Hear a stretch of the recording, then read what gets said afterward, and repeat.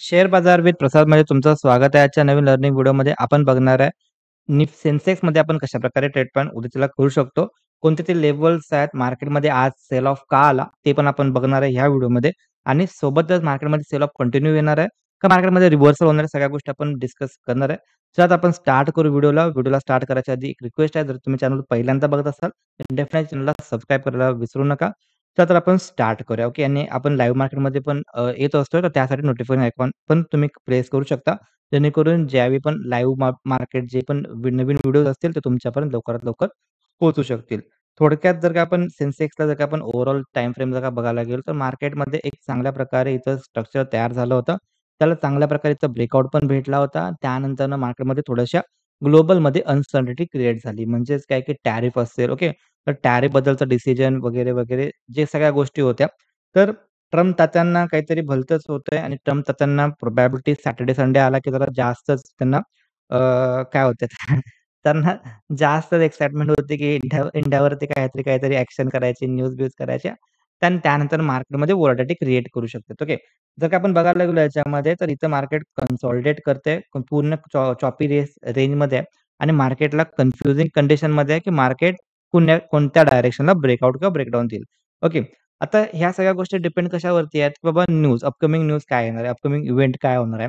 तर upcoming news आपण structure technical जर का बघायला गेलो, तर टेक्निकल स्ट्रक्चर चांगलं आहे, पॉझिटिव्ह आहे. बट अपकमिंग न्यूज जर का खराब आली, तर त्याचा इम्पॅक्ट मार्केटला ऑलरेडी होऊ शकतो आणि मार्केट पहिल्यांदाच त्या गोष्टी प्राईज इन करत असते. तर आजचा जो सेल ऑफ आला त्याच्यामागचं पण सिंपल रिझन होतं, की तात्यांनी काय बोलले? तात्यांनी बोलले, की आपण इंडियावरती 500% चा टॅरिफ लावणार. का लावणार? बिकॉज रशियाकडून आपण ऑइल पर्चेस करतोय. तर जे लोकं रशियाकडून ऑइल पर्चेस करतात, त्यावरती आम्ही 500% चा टॅरिफ लावणार. त्यामध्ये चायना पण येते. ओके. पण भारतावरती जरा जास्तच प्रेम आहे, त्यामुळे 500% चा टॅरिफ लावायचं म्हणणं आहे. आता हे जर का खरोखर झालं, तर खूप खराब गोष्टी आहेत आणि त्याच्यामध्ये खूप प्रॉब्लेमॅटिकल येऊ शकतं मार्केटला. तर त्यासाठी मार्केट पहिल्यांदाच कॉशन्समध्ये थोडंसं याच्यामध्ये आज आपल्याला सेल ऑफ बघायला मिळाला आहे. ओके. तर हे झालं फर्स्ट रिझन. सेकंड रिझन काय याच्यामध्ये जर का आपण सेकंड रिझन बघायला गेलो याच्यामध्ये, तर मार्केट जे आहे, ओके, मार्केट शॉर्ट टर्ममध्ये असो, लाँग टर्ममध्ये असो, मार्केटचा स्ट्रक्चर पॉझिटिव्ह आहे, अपसाइड आहे. जोपर्यंत मार्केट 82,800 चं जे लेव्हल आहे, ह्याच्या खाली डेली कॅन्डलचा जोपर्यंत क्लोजिंग नाही येणार आहे ना, तोपर्यंत कंप्लीट मार्केटचं स्ट्रक्चर चेंज नाही होत आहे. ओके. सध्या जर का आपण बघायला गेलो, हा जो ट्रेंड आहे, हा ट्रेंड शॉर्ट टर्मचा ट्रेंड त्याचा पॉझिटिव्हच आहे. ज्या टायमिंगला हा लेग त्यानं ब्रेक करून डाउन साइडला सस्टेन केला, त्याने टाइप ऑफ पॅटर्न ह्याच्यामध्ये बनतोय आणि त्यानंतरनं हे एक ब्रेकआउट फेल्युअर पण होतंय. तर मल्टिपल रिझन्स त्याच्यामध्ये येतात आणि त्याचबरोबर जर का ही जर का गोष्ट खरी ठरली, म्हणजे जे टॅरिफ-बिरिफच्या गोष्टी जर का खऱ्या ठरल्या, देन मार्केटसाठी प्रॉब्लेमॅटिकल येऊ शकते. ही झाली फर्स्ट गोष्ट. सेकंड गोष्ट काय आहे, तर आता येतोय quarterly result. Okay. Quarterly result आहेत, Q1चे रिझल्ट्स येणार आहेत आणि ह्याच्यामध्ये सगळ्यात पहिल्यांदा श्रीगणेश झालं आपला टी-सी-एस. ओके. तर टी-सी-एसचे क्वार्टरली रिझल्ट आलेत. टी-सी-एसचे क्वार्टरली रिझल्ट ठीक-ठाक आलेत. ओके. एवढे पण चांगले आले नाहीत, जेवढे चांगले यायला पाहिजे होते. बिकॉज अनसर्टनिटी ग्लोबलमध्ये आहे. ओके. आपल्याला माहितीच आहे, की टी-सी-एसचं जास्त करून जो सेल ऑफ, बिल ऑफ जे पण असतात गोष्टी, ते कुठे होतात? ते होतात अमेरिकेला तेन होत असतात. ओके. तर त्याच्यामुळे टॅरिफ जर का झाला, तर त्यांना पण थोडासा प्रॉब्लेम येऊ शकतो. ओके. तर त्याच्यामुळे पण त्यांचा थोडासा रेव्हेन्यू असेल, बाकीच्या गोष्टी असेल, ते ब्रोकर म्हणजे एस्टिमेट नाही झालं, बीट नाही झालं, त्याच्यामुळे थोडंसं पॅनिकमध्ये गेले. तर सिंपल गोष्ट कशामध्ये कळते, तर टी-सी-एस मार्केट लीडिंग कंपनी आहे, मार्केट लीडिंग कंपनी आहे, बट ती यूएस मार्केटमध्ये लिस्टेड नाही आहे. मग यूएस मार्केटमध्ये भारताची कंपनी कोणती लिस्टेड आहे? तर इन्फोसिस आहे, विप्रो आहे. तर आपण जर का त्यांचा एडीआर बघायला गेलो, तर इन्फोसिसचा एडीआर सध्या आपल्याला निगेटिव्ह दिसतो. 3.5 -3.3% च्या आसपास निगेटिव्ह आहे. ओके. तर अजून हे क्लोज नाही झाला. बट क्लोज होईस्तोपर्यंत जर का अजून निगेटिव्हला गेला, तर मग उद्याच्याला आपल्याला धबधबा बघायला भेटू शकतो. ओके. तर टी-सी-एसमध्ये पण आणि इन्फोसिस. कारण की कसं आहे, की इन्फोसिसचा रिझल्ट येणार आहे ऑलमोस्ट जुलै एंडच्या आसपास येणार आहे आणि टी-सी-एसचा आज लागला. म्हणजे टी-सी-एसच्या रिझल्टवरून इन्फोसिसचं प्रिडिक्शन थोडंफार होत असते. ओके. तर त्याच्यामुळंच त्याच्यामध्ये आपल्याला आज सेलिंग बघायला मिळाली आहे. ओके. आता ह्याचा इम्पॅक्ट सेन्सेक्सवरती, निफ्टीवरती पडू शकतो. बिकॉज ते हाय कॉन्ट्रिब्यूट करतात आणि आय-टी सेक्टर पण आपलं सेन्सेक्स, निफ्टीमध्ये हाय कॉन्ट्रिब्यूट करते.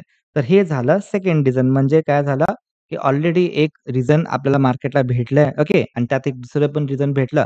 म्हणजे मार्केटसाठी थोडंसं निगेटिव्ह अजून झालेलं आहे. तर निगेटिव्हिटी जर का यायची असेल मार्केटला, तर कोणत्या डायरेक्शनला, कोणत्या पॉइंटच्या खाली मार्केट जास्त बेरिश होऊ शकते.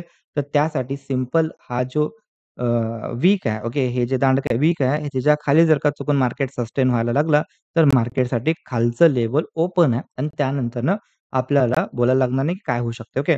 तर थोडंसं 15 मिनिट टाईम फ्रेमवरती येऊया. 15 मिनिट टाईम फ्रेमवर जर का आलो, आज मार्केटमध्ये एक आपल्याला पूर्ण घसरगुंडी बघायला भेटली, जिथे की मार्केट कंटिन्युअसली व्हर्टिकल धन खाली पडत होतं. ओके. चुकून पण याच्यामध्ये रिव्हर्सल नाही आलाय.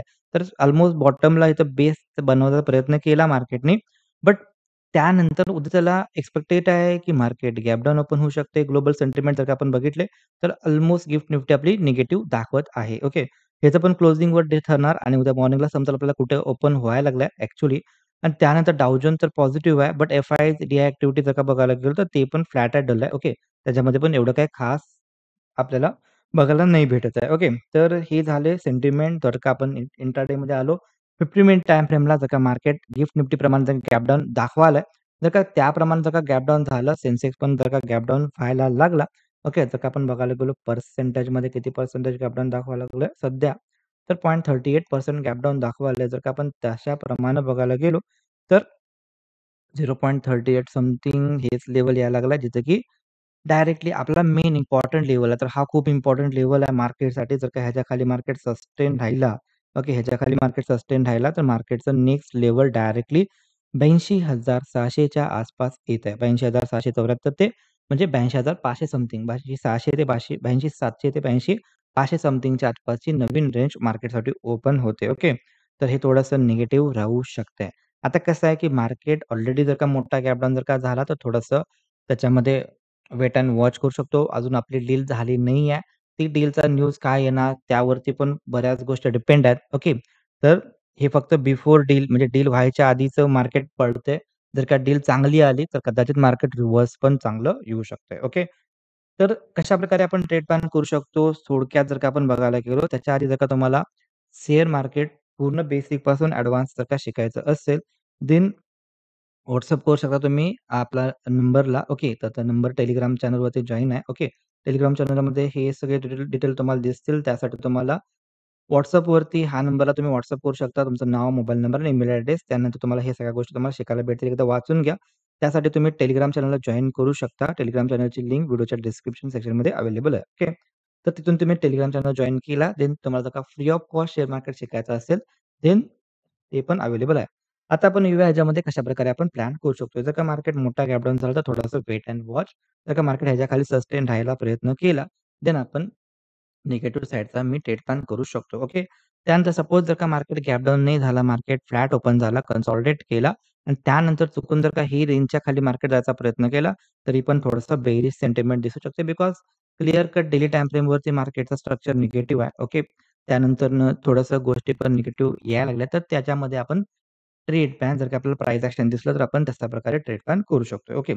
चुकून जर का मार्केट सपोज गॅप अप झाला, चुकून ह्या ठिकाणी मार्केट खुललं डायरेक्ट ओपन झाला आणि ह्याच्यामध्ये जर का आपल्याला कुठल्या पण प्रकारे निगेटिव्ह प्राइस एक्शन बघायला भेटलं, तरी पण आपण त्याच्यामध्ये डाउन साइडचा ट्रेड प्लॅन करू शकतो. Okay. As per risk reward. Okay. त्यानंतर सपोज जर का मार्केट ह्या लेव्हलच्या आसपास जर का आला आणि तिथं जर का आपल्याला चुकून निगेटिव्ह प्राइस एक्शन बघायला भेटला, तरी पण आपण त्याच्यामध्ये डाउन साइडचा ट्रेड प्लॅन करू शकतो. तर हे होते सिंपल. त्यानंतर सपोज जर का मार्केट डाउन साइडला आला आणि सपोज जर का मार्केट ह्या लेव्हलच्या आसपास जर का आला, ह्याच्यामध्ये पॉझिटिव्ह प्राइस एक्शन बघायला भेटला, देन आपण रिव्हर्सल ट्रेड प्लॅन करायचं डिसिजन घेऊ शकतो. सपोज इन केस मार्केट जर का थोडंसं फ्लॅटिश ओपन झालं किंवा गॅप डाउन ओपन होऊन जर का रिव्हर्सल भेटला आणि त्यानंतर जर का सपोज कन्सॉलिडेट झाला, ओके, त्यानंतर कन्सॉलिडेट झाला, देन आपण त्याच्यामध्ये ॲज पर रिस्क रिवॉर्डला बघून आपण ट्रेड प्लॅन करायचं का नाही ते डिसिजन घेऊ शकतोय. ओके.